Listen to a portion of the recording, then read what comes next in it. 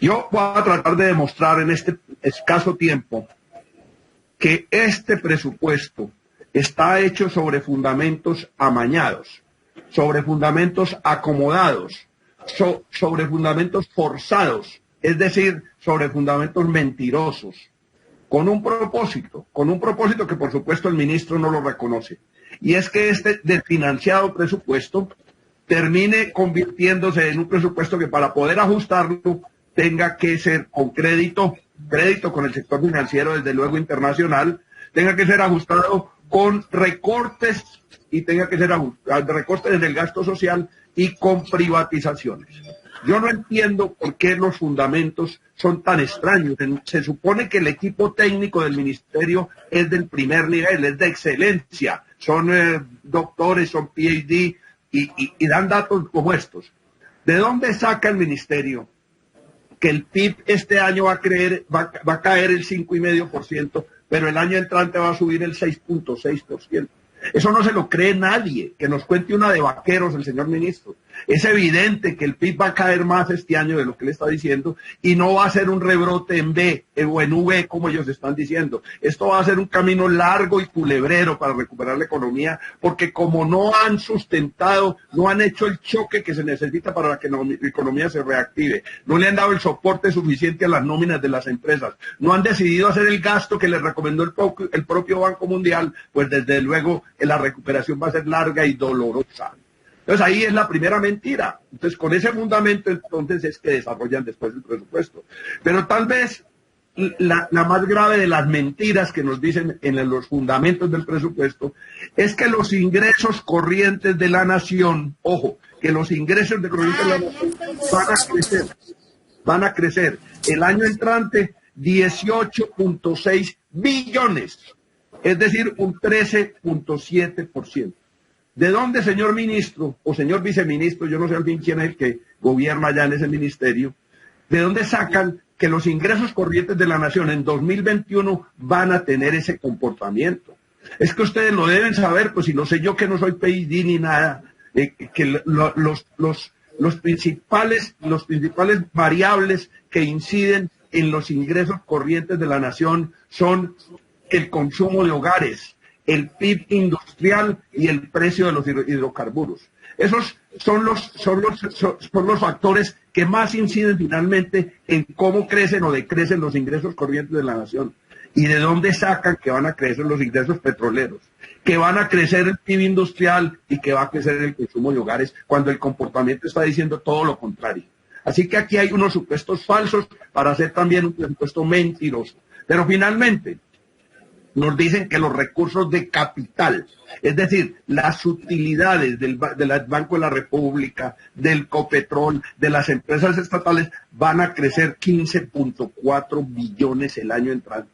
¿De dónde sale esa cifra? ¿Es traída de los cabellos? No, es amañada para apuntalar una tesis de que el presupuesto se puede acomodar como lo acomodaron. Es absurdo. O sea, los fundamentos, repito, son absurdos. Entonces, ¿qué producen los fundamentos absurdos?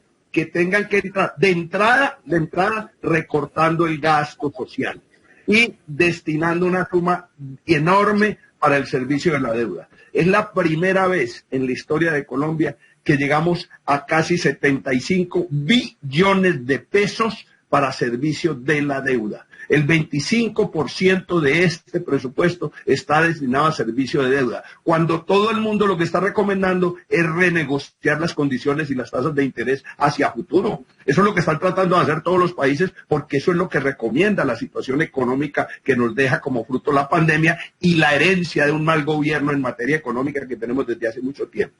Miren estos datos que son de Comisión Séptima, que son bien interesantes. En salud, por ejemplo, quedan desfinanciados los programas de la unidad de pago por capitación, de lo que le pagan a las EPS para que las EPS no le paguen a las IPS. 2,294,000 millones. En el programa de leishmaniasis, 1.500 millones de pesos. Para la población dispersa, 1.600 millones de pesos. Para reconocimientos y sentencias judiciales queda desfinanciado el presupuesto en salud en 172.800 millones de pesos. Para los programas de tuberculosis en 7.000 millones de pesos. Para el Instituto Nacional de Cancerología queda desfinanciado en 74.000 millones de pesos y para fiscalización y auditaje 43.000 millones de pesos. Eso es solo el sector salud. Pero miren estas cosas, en sector salud, en funcionamiento, esto te estoy hablando de solo funcionamiento. En inversión, el PAI, el programa de inmunización, el de las vacunas, va a quedar desfinanciado en inversión en 126.700 millones de pesos. Vamos a tener menos vacuna contra fiebre amarilla, vamos a tener menos vacuna contra todos los programas de atención en vacuna, en lo que ha avanzado algo la sociedad colombiana. En la capacidad instalada de hospitales vamos a tener un déficit de 400.000 millones de pesos. Y en el tema de enfoque diferencial y atención a migrantes, vamos a tener un déficit aún sin calcular, porque es incalculable el abandono que tiene ese sector. El Instituto Nacional de Salud, que ha sido clave para atender la crisis en esta pandemia y que se debe fortalecer, reforzar y ponerlo hacer la punta de lanza de nuestra investigación científica en salud, queda desfinanciado en 20.000 millones de pesos. El SENA queda desfinanciado en 328.000 millones de pesos.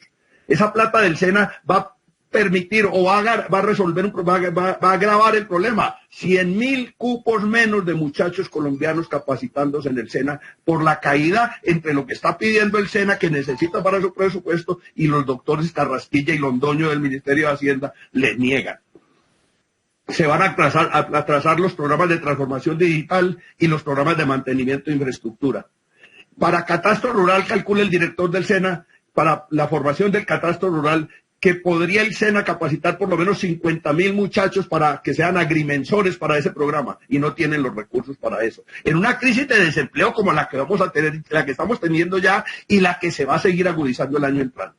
En bienestar familiar, que está prohibido reducirle el presupuesto a bienestar familiar. Por primera vez en la historia, a un gobierno se le ocurre rebajar el presupuesto de bienestar familiar. En términos absolutos, el SENA va a quedar, bienestar familiar va a quedar desfinanciado en 213.670 millones de pesos. Es la primera vez. Ellos están pidiendo repito, 213.670 millones de pesos es lo que presupuestaron para el 2021 y lo que se está presupuestando para el 2022. Es decir, el presupuesto para el 2021 fue mayor al que se está presupuestando para el 2022. Pero con relación a lo que está pidiendo Bienestar Familiar para su correcto funcionamiento, Bienestar Familiar está pidiendo 8 billones de pesos para su correcto funcionamiento y el doctor Carrasquilla y el doctor Londoño solo les están ofreciendo 6 billones de pesos. ¿Y eso qué afecta? El programa de madres comunitarias, el programa de fortalecimiento, el de nutrición, el de primera infancia, el de adolescencia, el de restablecimiento de derechos, los programas que van a necesitar refuerzo el año entrante, la cantidad de niños abandonados, de necesidad de restablecimiento de derechos. Bueno, eso, ¿para qué se los digo? Ustedes lo saben, lo conocen suficientemente. Así que estos datos que yo les doy de lo que se desfinancia en el sector de inversión social, de atención social y obligaciones estatales, corresponden a la lógica de que este presupuesto debe estar destinado fundamentalmente para atender las obligaciones financieras que en eso sí son religiosos. Y ojo, la Comisión Séptima Constitucional presentó un informe al Ministerio de Hacienda, del que no hemos recibido ni siquiera un recibido. Ok, fue recibido, no. Y eso fue aprobado por unanimidad en la Comisión Séptima de la Cámara. No es una propuesta del Polo, señor ministro. No es una propuesta del senador Robledo, señor ministro. No es una propuesta de la gente de izquierda o de la gente alternativa que ustedes tanto detestan y tanto irrespetan. Es una propuesta de la Comisión Séptima en pleno y aprobada por unanimidad. Les decimos, la voy a leer textualmente, comillas, dada la insuficiencia de presupuesto mencionada, sugerimos gestionar negociaciones que permitan disminuir el servicio de la deuda, así como tener en cuenta otras propuestas hechas por diversos sectores de la sociedad, como la emisión monetaria o un gran préstamo a largo plazo del Banco de la República al gobierno nacional. Esto con el fin de atender asuntos sociales que analizó esta comisión. También existe la posibilidad que el gobierno nacional haga uso de una porción de las reservas internacionales para financiar los programas necesarios. Podrían usarse valores cercanos a los 4.000 o 5.000 millones de dólares de las reservas, lo anterior sin poner en riesgo la estabilidad macroeconómica del país. O sea, no solo estamos diciendo que falta plata para la inversión social, que falta plata para apoyar el restablecimiento y el resurgir de la economía, sino que le estamos diciendo al gobierno de dónde pueden utilizar fuentes. Esta propuesta inicialmente se la mandó en una carta el senador Robledo al presidente de la República. No mereció ni una respuesta. Pero recientemente el presidente de la ANDI se las hizo directamente en el Congreso de la ANDI y tampoco ha merecido una respuesta. Y yo sé que aquí ustedes son como una tapia, no contestan, no oyen, no ven ni entienden lo que decimos nosotros. Pero la ciudadanía debe saber que aquí hay propuestas, que no es cierto que estemos pidiendo aumentar el presupuesto sin decir de dónde. Lo que pasa es que el gobierno sí está proponiendo un presupuesto con unos fundamentos falsos para terminar haciendo un presupuesto desfinanciado que se podrá medio financiar con más deuda, con más recortes sociales y con privatizaciones, cosa que es inaceptable y que va en contravía absoluta de las condiciones que estamos viviendo hoy y de lo que nos va a dejar la pandemia al final de los días. Muchas gracias, señor presidente.